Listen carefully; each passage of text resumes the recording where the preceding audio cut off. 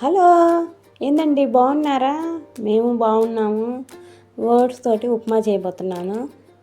ఉల్లిపాయలు, టమోటాలు, పచ్చిమిరపకాయలు సలసలా కాగే ఆ నూనెలో ఎండుమిరపకాయలు, జీలకర్ర సిటిపట్ట అన్నాక చిటికెడు పసుపు, అది కూడా అట్లా గుమాయించినాక ఉల్లిపాయలు, టమోటాలు ఆ ముక్కలు వేగినాక కొంచెం ఉప్పు వేసుకొని అలా ఇలా కలిదిప్పుకొని ఒక లైక్ చేయండి అబ్బా. ఇది బాగా వేడిగా ఉన్నప్పుడే తినాలి, చాలా టేస్టీగా ఉంటుంది, కానీ కొంచెం గుజ్జు గుజ్జుగా ఉంటుంది. జొన్న సంకట్టలు గుజ్జు గుజ్జుగా ఎట్లా ఉంటాయో అట్లా ఉంటాయి.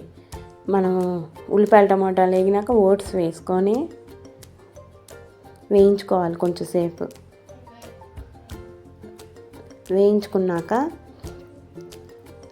ధనియాల పొడి వేసుకొని, మీకు నచ్చినట్టయితే స్పైసీ ఎక్కువగా అయినా వేసుకోవచ్చు, చాలా బాగుంటుంది. నేను స్పైసీ చాలా తక్కువగానే వేసాను.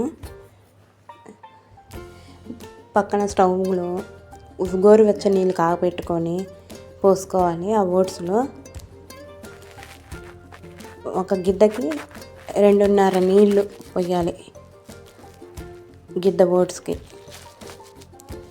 నీళ్లు పోసినాక బాగా ఉడకనియాలి, తొక్కలాడేటట్టు.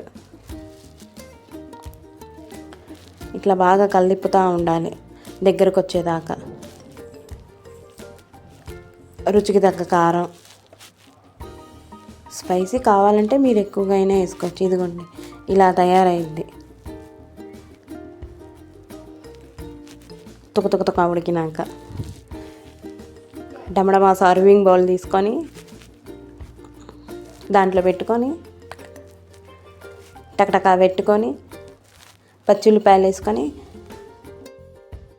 చకచకా తినేసేయాలి. మళ్ళీ మరో వీడియోలో కలుద్దాం. బాయ్ మరి.